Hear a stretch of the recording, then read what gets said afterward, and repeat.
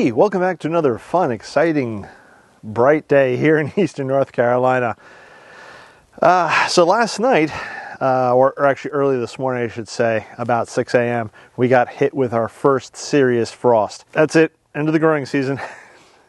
A lot of the dahlias are all done. Pineapple lily are done. There's quite a few other plants throughout the garden that have now had their end.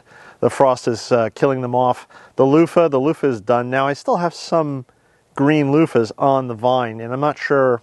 I'll probably just leave them alone and see if they just naturally go brown, start drying out. I'll move them into the greenhouse to do their final drying. I have cabbage still down. The cabbage is fine. Radish is fine. Carrots are fine. They're all still growing, and they'll continue to grow unless we get some sort of crazy, stupid deep frost, which again, I'm growing zone 8A. Probably won't see that until January. String beans are done, and my wife's birdhouse gourd, that is done. The vines have all blackened and they're dead and dying, so I'll have to look into cutting off the gourds and then drying them out. Is it something that I leave on the vine until they turn brown, or do I just cut them off and then let them naturally brown out over the course of a year? Because again, my wife wants to take these birdhouse gourds and turn them into birdhouses. The other thing I wanted to just mention today, again, going to be a short video because I have other things going on at the moment. Let me show you what's cooking inside the greenhouse, because I did buy this greenhouse to try to grow things over the winter and to also shelter my more tender plants over the winter. So let me show you what's inside that greenhouse now. Alrighty, so when we first come into the door, hopefully this focuses, I have some rose cuttings, I have a larkspur back here, milkweed, some Russell lupine over here, and then some cardinal flowers down here. These rose cuttings are already putting on, hopefully the camera will focus here, these rose cuttings are already putting on new growth, which is really exciting. The Mr. Lincolns here, they are not the ones in the front here.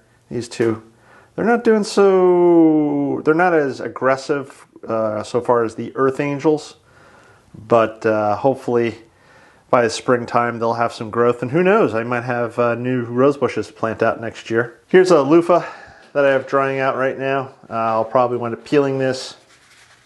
I can't hear any seeds right now, but I'll probably wind up peeling this and maybe cutting it up for use in the next few weeks. Woo! Over here I have some Wandering Jew and something else. I'm not sure what this is. Might be some sort of petunia. I'm not really good with a lot of annuals. My wife faxed me just to put them in here to keep them, keep the frost off of them. In the back corner here, I planted up some very late season peppers. As you can see, they haven't grown much.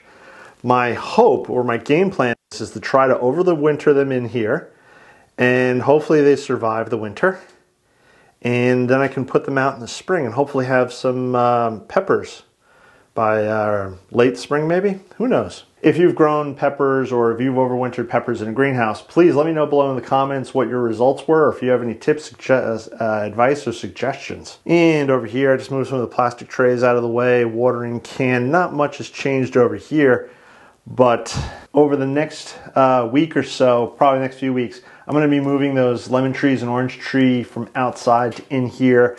There's some snapdragons in pots outside. I don't want to leave them on the bench over the winter. They did fairly well with last night's frost, but I will move them into the greenhouse just in case, just to, again, give them just a little. I don't want them to necessarily grow, but I don't want them to die and rot in the pots. So I'll just move them into the greenhouse, probably put them on the floor underneath the bench, cut them back once they're done. And then early next spring, hopefully once they start putting on new growth, I'll plant them out into the flower garden. They're not going to stay in pots. I just put them there temporarily. I will be moving some of the cuttings that I have out on the bench into the greenhouse, such as probably the oak leaf hydrangea cutting, and I think I have, some of the privets, the golden ticket privets. I'll be moving them into the greenhouse to try to get maybe a little more growth out of them throughout the remainder of the year and into early next year. Sort of an experiment. See what happens. If they do start putting on just a little bit of growth, they'll have that much more of a head start. If they don't, I tried. Probably in the next month, once it starts getting much colder outside, I will be starting lettuce inside in here. So if you haven't subscribed, click the subscribe button, hit that bell icon to be notified when I do post up a video. This way you can follow along. to what happens if I try to plant lettuce or grow lettuce here in the greenhouse over the winter. I also want to mention one other thing. The front door is wide open. It's 50 degrees outside and it's 80 in here.